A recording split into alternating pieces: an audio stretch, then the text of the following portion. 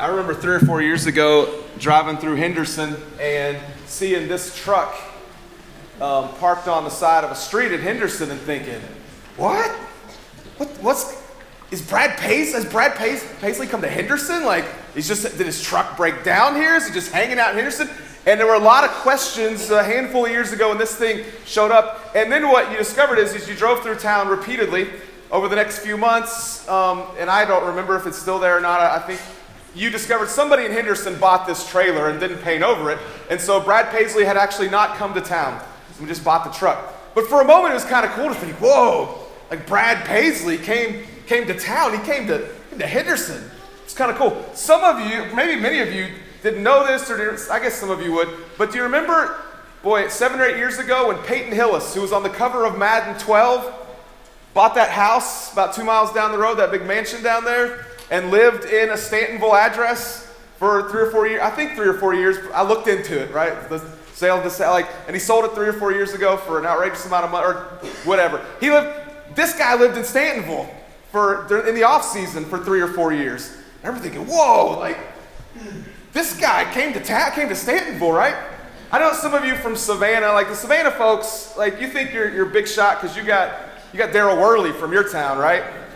which is kind of cool. And he comes to town sometimes. Guess has a home there. You Adamsville folks, right? I mean, you got Buford Pusser from your town. Now this next one some of you aren't going to know exactly what this is, but these guys came to Henderson a couple of months ago and did like a conversation, and they showed the movie. Yeah, if you know, you know, right? But wow, Napoleon Dynamite came to Henderson a couple of months ago. That was kind of cool. And probably the one event where famous people, celebrities come to Henderson at least more often than probably other little towns is because of the benefit dinner, right? And so for the past 40 years, right, there have been all sorts of big names who come to this little tiny town of Henderson. I asked Dave Klaus, who's been in charge, he's a VP at Freed-Hardeman, he's been in charge of the dinner for 30 years now. I said, most positive memories from this, from handling these speakers all these years, and most negative. And I'm not going to tell you the negative, just because I don't feel good on YouTube and all this stuff. You can come ask me, right? But it's surprising. He said the most negative experience was a really surprising one. I'll tell you if you ask me later. But he said the most positive one, the best experience I had with these celebs that came to town, he said it was really surprising. He said Sam Donaldson was the nicest and most cooperative speaker that we ever had. I mean, he was just great. And then he said he also loved when both of the Bushes, George W. and George H.W. came to town. He said they were great, and of course it was just cool to have them in town. And Dave is from Florida fan, and so his ultimate favorite was when Tim Tebow came to town, of course. But it must be really cool to be on the inside of planning an event like that and then being the handler for these celebs when they come to your little town. And for the kids, if you're just curious, I added it up. I mean, only 312 more days till Santa Claus is coming to town, right? So it's just cool to think, like, what would happen if a celebrity came to town, or when celebrities come to town? And throughout history, religions and ancient mythologies and groups of people have wondered what it would be like if God came to town. If God came to our village or our culture or our town. And there are many stories in the world religions and in the ancient mythologies that describe moments when the gods come to earth, come to town. And here's the thing, they're not usually very positive. In the ancient mythologies and world religions, when gods come to earth, there's violence and war. There's a lot of wealth and that power that God has. He wields it to hurt others. And so there's fear and there's judgment. From the perspective of history, when gods come to town, it's not a positive thing. You don't want God to come to your town or a God to come to your town. But you open up to John chapter 1, and John tells us how God came to town. In fact, 2 weeks ago, we had a guest speaker last week. 2 weeks ago, we explored verses 1 through 13, where John describes Jesus as the Word. And he even says the Word came to this world and was rejected. God came to this earth, and he doesn't come in a way that we would expect him to necessarily. But he comes to this earth, and we wonder sometimes, what if God came, like what would he bring? What would accompany God as he came to this earth? In verses 14 through 18, where we're going to be this morning, describe, I think, what happens when God comes to town. So John 1, I'm going to have some of it on the screen. I don't know how small it is when you do this on a small screen, difficult to tell. But I think this first phrase, this first sentence in this passage, man, it really, really, I'll say it like this. This first verse may be one of the most important verses in all of Scripture. Because this is saying that God comes to earth. Here's what it says. And the Word became flesh and dwelt among us. Like, let that sink in. God doesn't keep his distance. He chooses to come to our town, our world, and live among us. And he comes in a way that we wouldn't expect. John just says the Word becomes flesh, but you go to Matthew's gospel and Luke's gospel, it tells us that God comes into this earth by being born to a teenage girl who is poor. It's a virgin birth. She's in a backwoods town, in a backwoods region, in a backwoods province in the Roman Empire. And this is the way that God chooses to become flesh, as a crying, helpless baby. That's not the way any human being would script this thing. But that's how our God becomes flesh. And John says he became flesh and dwelt among us. Now that word dwelt in the original language is a word that literally means to put up a tent, or literally to put up a tabernacle. In fact, some translations have a little footnote that says the word became flesh and tabernacled among us. Like, that's not a verb usually, but literally that's the idea here. Now, if you are a Jewish person and you read this verse, for us we just read over. It's like, yeah, the word became flesh and dwelt among us. But if you're a Jewish person and you read this, the word became flesh and tabernacled among us, what do you think of? Well, you're probably thinking of the Old Testament tabernacle, where the presence of God resided and the glory of God resided. And now John says, actually, let me tell you where the glory of God and the presence of God now resides. It doesn't reside in a place, it resides in a person, in Jesus Christ. The presence and power of God are no longer in a place, they are found in Jesus. And that's where we find all of his glory, right? And the word became flesh and dwelt among us, and we have seen his glory. So what an incredible start to this passage, right? What happens? What's it look like when God comes to town? Well, he doesn't come the way we would expect him to. But we're left asking, okay, this is beautiful, this is huge. What did he bring with him? I imagine that especially among the younger crowds, we've got some Swifties in here. Can you imagine if Taylor Swift came to Stantonville? And she brought like a big truckload of swag. I mean, all of the cool, like all the stuff. Can you imagine what she would bring? What would she bring? That'd be kind of crazy to think about. Imagine if God came to earth. What would he bring? I think John tells us. He says pretty specifically that he brings the glory of God. Look at this. The word became flesh and dwelt among us, and we have seen his glory. Glory as of the only Son from the Father, full of grace and truth. When I think of that word glory, I don't know, I think of otherworldly, celestial things. I think of, passages like Psalm 19, right?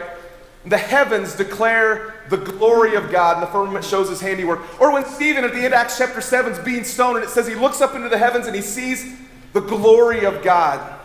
Or I think about Revelation 21:23, where it says that the glory of God will be the light to the new Jerusalem. Like celestial, otherworldly. And John says, now let me tell you where the glory of God is. He says, we have seen. As an apostle of Jesus Christ who spent 3 years with him, he can say, I saw the glory of God. When God became flesh, we saw his glory. We saw the glory of God. Isn't that incredible to think through? That John's able to say, I saw the glory of God. But I think it's interesting after saying that when you get to the end of the passage, he says, no one has ever seen God. Right, wait a second. Didn't he just say the word became flesh? Chapter 1, verse 1, the word was God. And now he said, no one ever seen God. But then he adds, the only God who is at the Father's side, he has made him known. In other words, when Jesus has come to this earth, you've seen God. And you've seen his glory. Now, if there are any Bible translation nerds in the house, Cameron, it may just be me and you, I don't know. But the ESV, this is, some of you are like, I don't care, but just FYI, the ESV does some updates every 4 or 5 years. And so the English Standard Version this week came out with their 2025 updates. And all they're doing is they're trying to say, we want to do our very best to continue translating the Word of God accurately. And so this is one of the places they updated. So now it says, no one has ever seen God. God, the only Son who is at the Father's side, he has made him known. So just a little bit of nerding out for Cameron and maybe a few other people, right? But our point here is, like John's point is, when you see Jesus, you've seen God. And you've seen his glory. But what else? What else would God bring with him if he comes to this world? Well, I think John lays it out for us, right? And the word became flesh. Well, side note here, before we get to the next one, we're not going to spend a lot of time on John this week because in the coming weeks, when you get later in chapter 1, chapter 3, John the Baptist is going to get a lot of playtime. But John the Apostle describes him this way. He says, John bore witness about him and cried out, this was he of whom I said, he who comes after me ranks before me because he was before me. In other words, John the Baptist is just a signpost pointing to the Word who became flesh. So that'll be it in future weeks. Let me go ahead and give you a preview commercial break. So normally we take some little breaks throughout the year to do some other things, and it's hard to believe our first break is already here, but next week we'll start a little 3-part series on how to overcome busyness as a Christian. Now, I know that there's nobody in this room who struggles with being overly busy, and I know that never has impacted your faith before. Said no one ever. So we're going to stop and spend a little time talking about how to deal with busyness and hurriness as a Christian over the next few weeks. But when we get back from that, or when that's over, we'll come back and we'll talk a lot about John the Baptist. Now, back to our question. What's God bring with him? When he comes to this earth, he brings his glory, of course, but watch what else. Let's just read the rest of it. And the Word became flesh and dwelt among us, and we have seen his glory. Glory as of the only Son from the Father. Full, listen to this, here it is, full of grace and truth.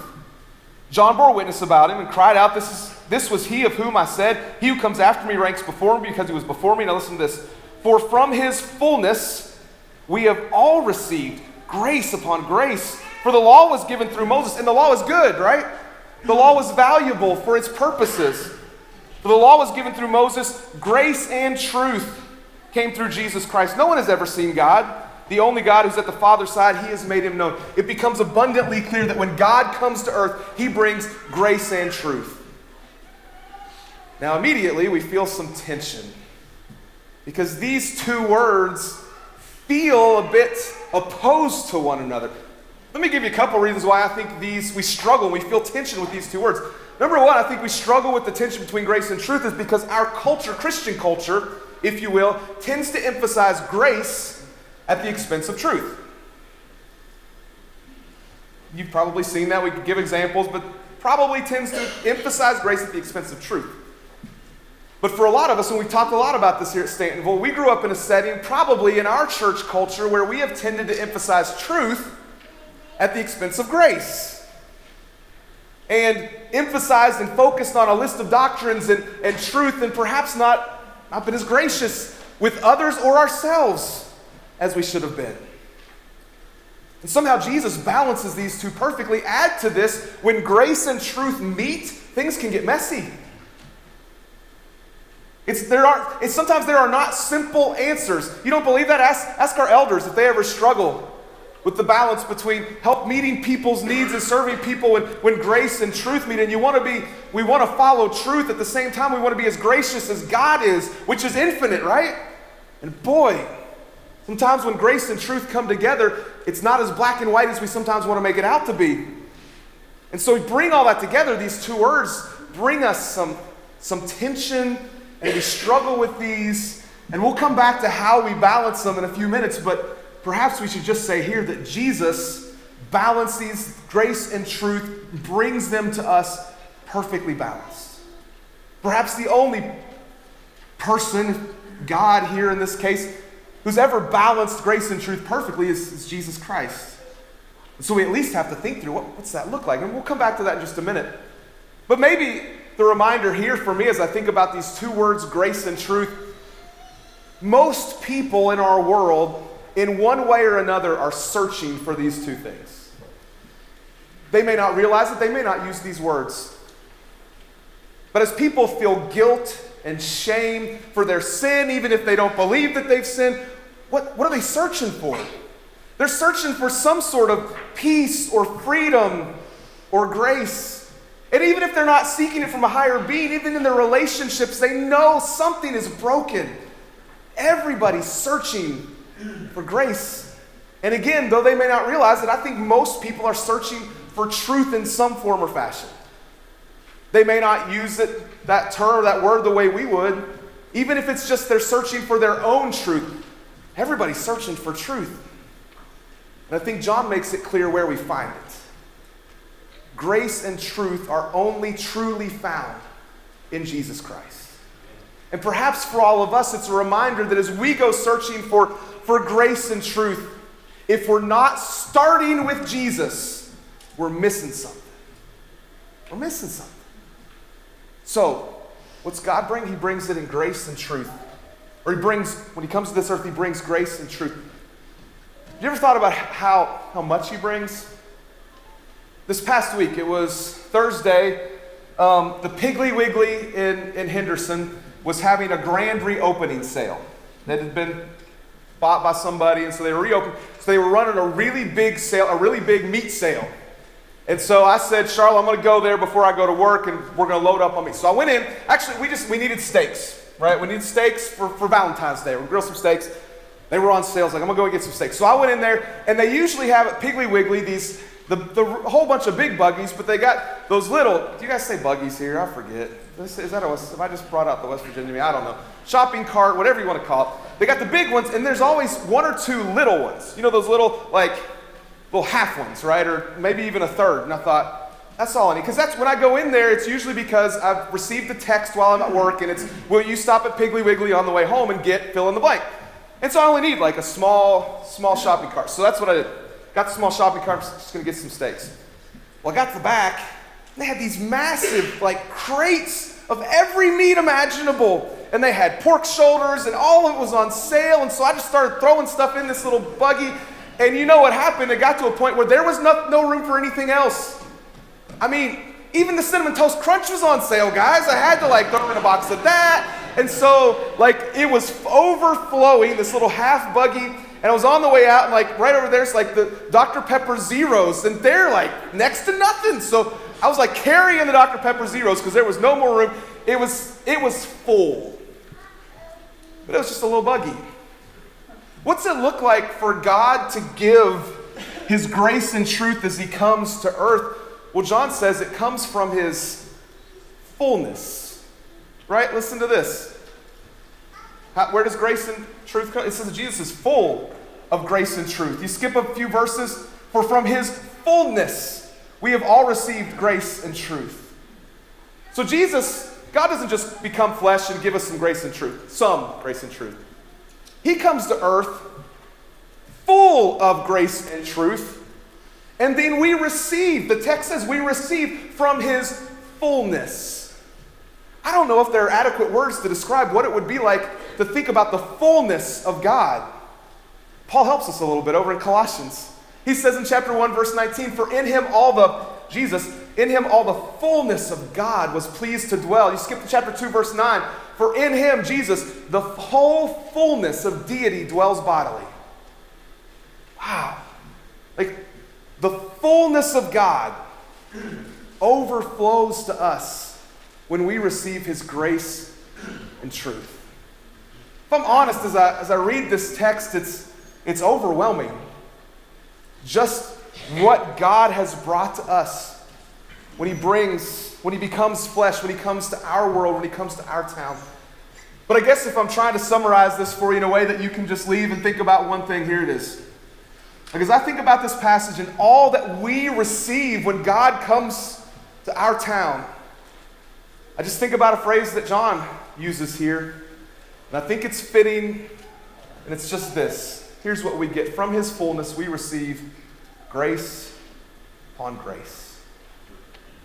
Let that be your guiding thought for the rest of this week. We've received grace upon grace, upon grace, upon grace.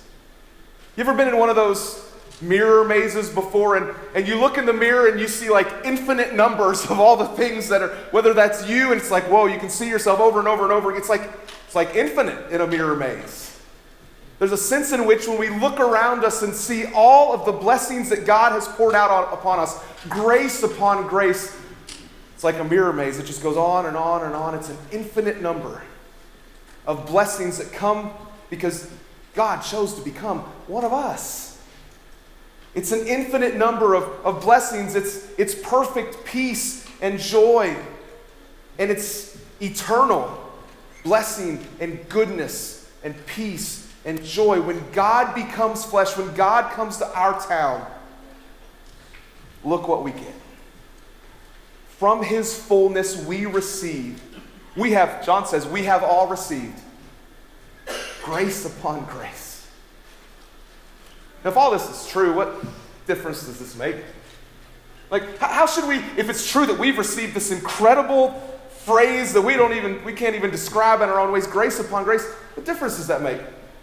Well, I would say, all right, step back from this text, and I want to challenge all of us to look to Jesus for truth. Here's why I think that's important. We've sometimes have boiled truth down to be a list of doctrines that we believe in. Or we've just said, well, truth is the Word of God. And that's true, and it's good that we have doctrines that we believe in. But truth ultimately starts with Jesus Christ. If you don't have Jesus, you don't have truth. You say, no, Matt, but we got the Word of God. You remember what Jesus said, right? I am the way, the truth, and the life. It's got to start with Jesus. I want to challenge that. If you tend to be the kind of person who wants to list out the doctrinal truths you believe in, I want to challenge you to take a step back from that and first look at Jesus, who is the truth. But this passage also reminds us that we must look to Jesus for grace. Maybe it's the case as you think about that list of doctrines that you've got to believe in, that you've kind of got it in your mind that you must be 100% right. College students talked a little bit about this in our college class today, and kind of from a different direction.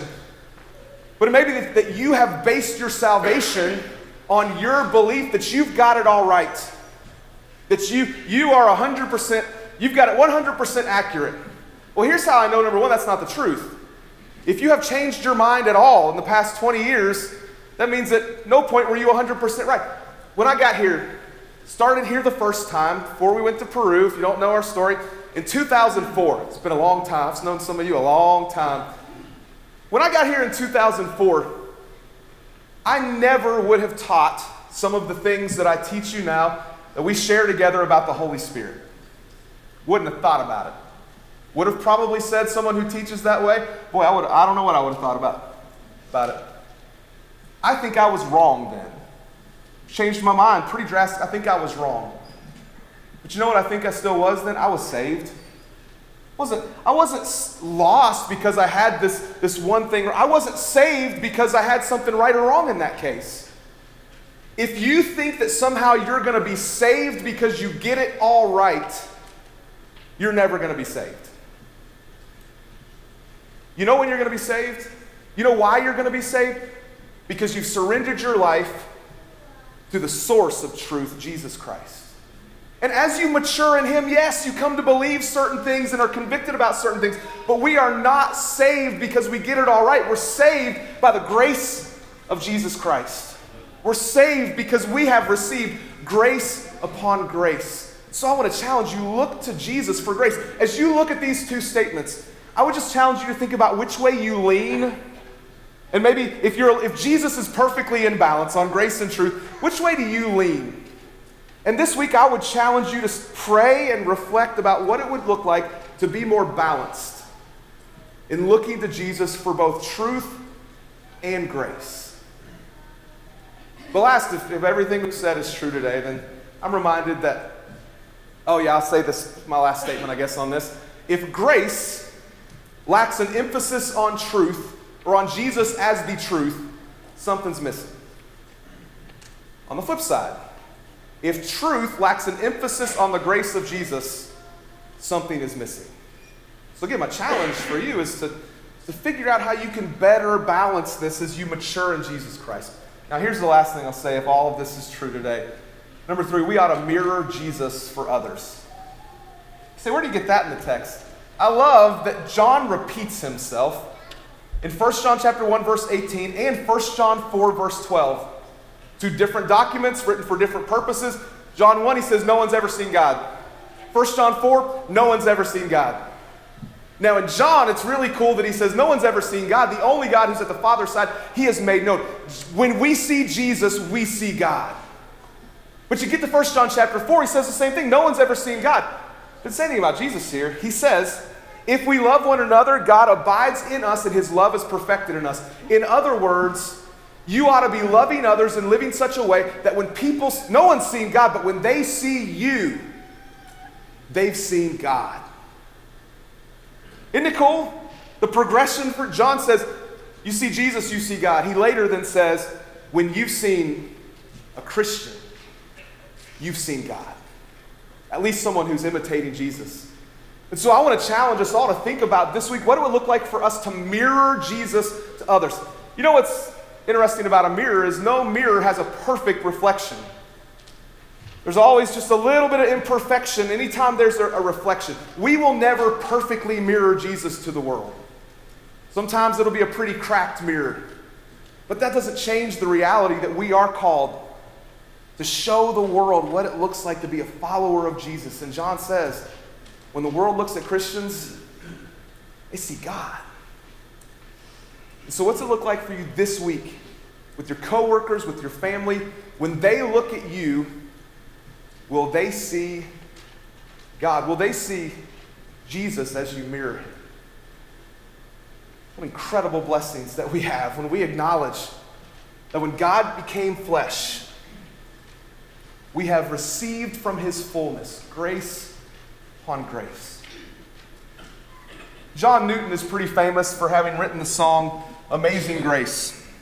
The story behind it is said to be related to his past. He had been a slave trader, but he said the great grace of God transformed his life, and he fought to abolish slavery in England. And so he writes this song as the story of his past, how God's amazing grace transformed him. But there's another part of the story to the song Amazing Grace, at least to one verse of it, that isn't as well known. And that's related to another hymn writer named William Cowper. Now these are some old songs with some old language, but you've heard of these before. God moves in a mysterious way. I think we've sung in the past month at some point on a Wednesday night, There is a Fountain Filled with Blood, both written by William Cowper. Now Newton was known for being outgoing and well-loved. Cowper was very much an introvert. And though it's not related to this, he struggled deeply with guilt and anxiety, and he struggled with mental illness. And went through phases of life where he suffered from severe depression, and he attempted suicide multiple times. And part of the reason that we reflect back on that, why he committed or attempted suicide in these cases, is because he never felt like he was good enough. He was riddled with guilt, and all of this kind of overcame him, combined with his mental illness. And he really, really struggled. But John Newton and William Cowper were very good friends. And so for decades, John Newton stood beside his friend and encouraged him even in those darkest moments of his life. And on New Year's Day in 1773, John Newton introduced, they were members of the same church. John Newton introduced the song Amazing Grace to his congregation. And Cowper was in the crowd, and part of one of the verses of Amazing Grace, they say, and Newton has indicated, was written with his friend William Cowper in mind and the struggles, because in that moment, Cowper was struggling deeply with his depression. And this is the line that Newton perhaps wrote with Cowper in mind. Through many dangers, toil, and snares, we've already come. 'Twas grace that brought us safe thus far, and grace will lead us home. You may, like Cowper at times, struggle deeply with guilt. And perhaps like Cowper, you wonder, how could God ever love a sinner like me? Listen, if God looked at this world and loved sinners enough to send his son to die a criminal's death, do you think that somehow you're too bad for the grace of God? Of course not. Take heart. We have, John says in John chapter 1, we have received grace upon grace. Don't lose sight. Don't lose hope. Grace upon grace will lead us home. If there's anything today that we can do to help you to know the grace of God that followers of Jesus get to experience, we would love to do that while we stand and sing together.